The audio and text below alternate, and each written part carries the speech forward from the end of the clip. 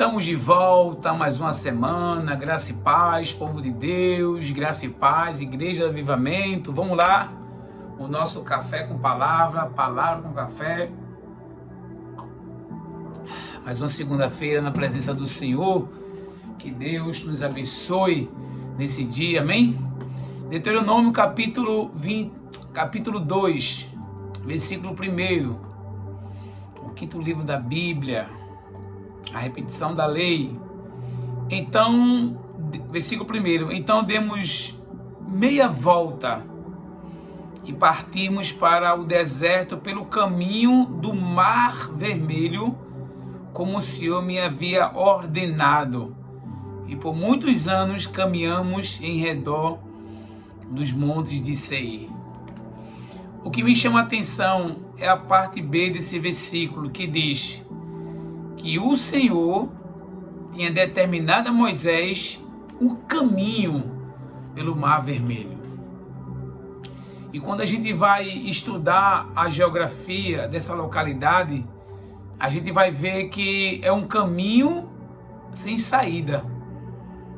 Porque um lado é monte, outro lado monte, atrás Faraó e na frente o Mar Vermelho.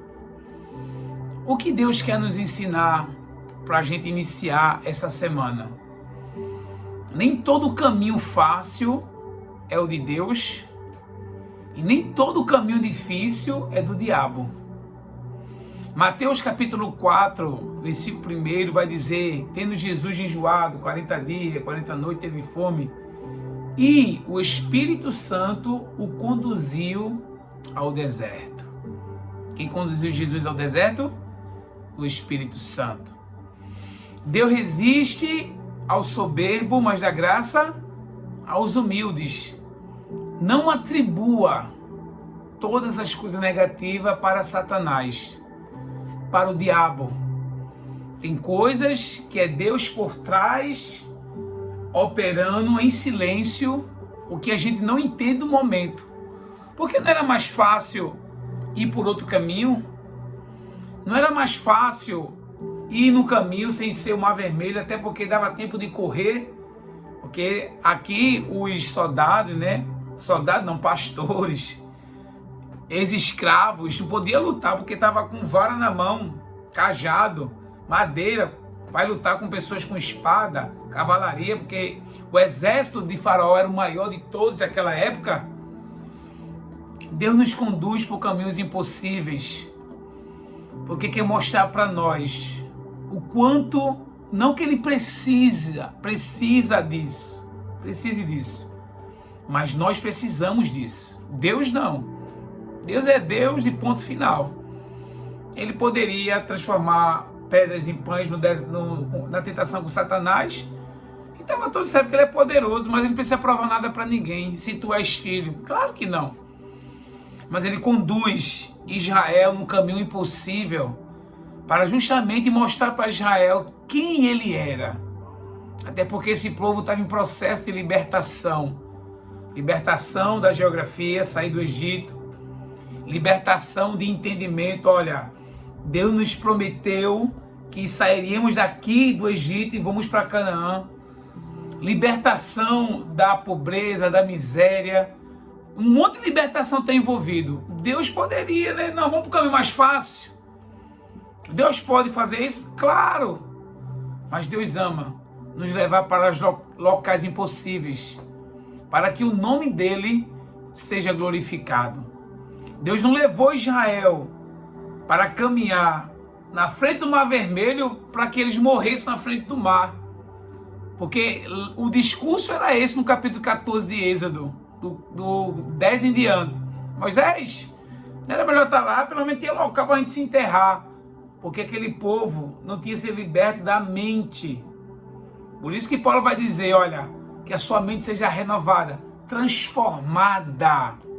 Transforme sua mente numa metanoia, de dentro para fora. Deus conduziu esse povo pelo Mar Vermelho. Deus conduziu o povo pelo caminho mais difícil. Deus conduziu o povo pelo caminho improvável. Esse Deus é maravilhoso.